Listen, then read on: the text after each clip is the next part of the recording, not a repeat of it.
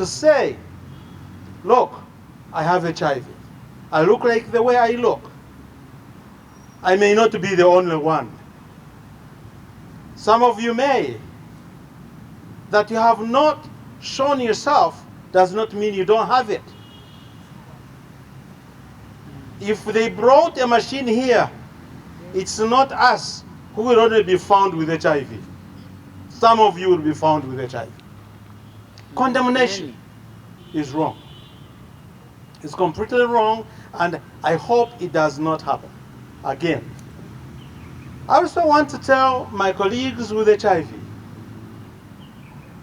because 8% of its people religious, there should be a way they behave in terms of loving, in terms of being kind, in terms of being empathic. I don't know why we have a blame culture that is so more pronounced than a love culture. Tomorrow is Christmas, and the angel found people and said, do not be afraid. And all this stigma and the shame and denial is caused because of fear, irrational fear of people living with HIV. People thinking that if you are positive, you are going to die so quickly. That's not correct. People thinking that if you are near someone, you'll contract. You know, I was reading the newspapers and people were asking me, but don't you think this young man has come out, but couldn't he have infected others? Yeah. The question is, by keeping quiet, would that help non-transmission? I thought we should now be saying, thank God that now he's making people aware that there is a risk. So love, love, love. My second point is on what Major... 30 years of this pandemic, you can report so irresponsibly. Shame upon you that you can fight young people like this. Look at their picture. I am also taking on something that I fought so hard for, where my passion is. The fact that this epidemic is about women and young women. The statistics are clear, and I want to believe that a good media person does their research before they write. And they know that this epidemic is about women, that it has a gender connotation, that it affects women's livelihoods, that it's about the power dynamics around sexual reproductive lives. And you know that this young man and his partner have been generating their livelihood through music. Well, you have killed their career. You have killed her career, if that's what this journalist wanted. You want this young woman to go without food. You bring out a story during a festive period when Joanita, most artists are actually going to make money. Do you think this woman is going to make money this season?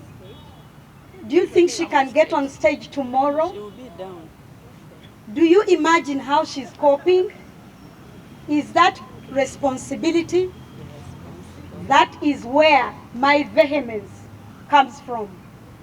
How can you make another person lose income? And let me tell you, I have worked with the media.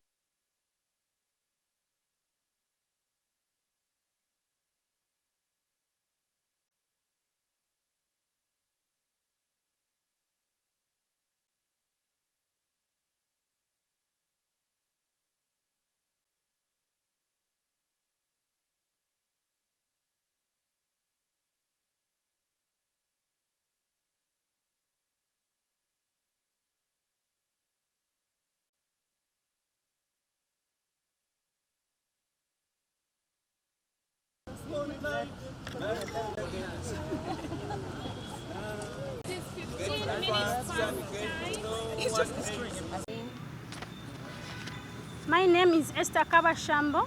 I'm the Miss Y Plus 2019-2020. an ambassador from Uganda Network of Young People Living with HIV.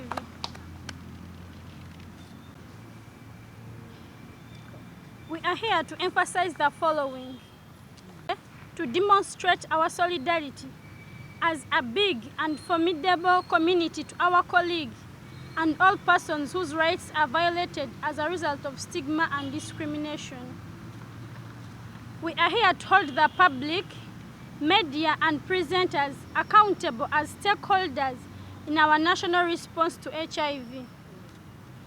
We wish to sound a strong call to all of us as a community and to remind ourselves that Uganda has invested enormously in the response of HIV and AIDS. We cannot afford to erode the gains that we have made as a country. We demand that the media, as a fourth arm of government, exhibits responsible reporting that promotes human rights, sensitivity, and meaningfully contributes to fighting HIV and AIDS. We further call upon the general public to respect our rights, privacy of our families, and freedom of expression, safety, and association. We know that treatable. We are convinced now more than ever that HIV-related stigma is inexcusable and unacceptable. United we stand, the struggle continues. Thank you. You talk about fame. And when you are famous, you always have a lot of challenges. So when we look at this young activist who came out to disclose, and we feel the media is really trying to point on him, as artists we feel depressed. We feel disappointed, and I think this is the time. Because I remember there was a time when media could come out on a certain day and say that so-and-so is having HIV. I don't think that one is very appropriate. I think this is the time that we have already reached a level where I feel we, including media, because you're as famous as the artists, so that we respect each other and we respect their families as well. Our request for almost each and everyone out there, the community, the media, the artists, I think this is the time where we need to understand if someone comes out and says something about his status, you don't have to talk about it anymore. People like Phil Rutaya came and disclosed, taking all that time when he was right there, and then he comes out and gave us hope.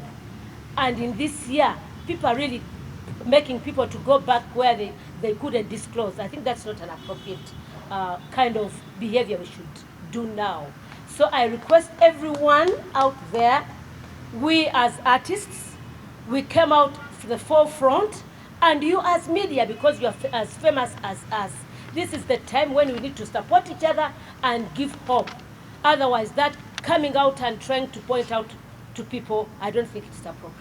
Thank you. All these years, that there are people with backward minds to an extent of coming openly to insulting someone just for a disease. I got open so many years ago, I think in 90s, early 90s. And remember, as an army officer, it was not easy.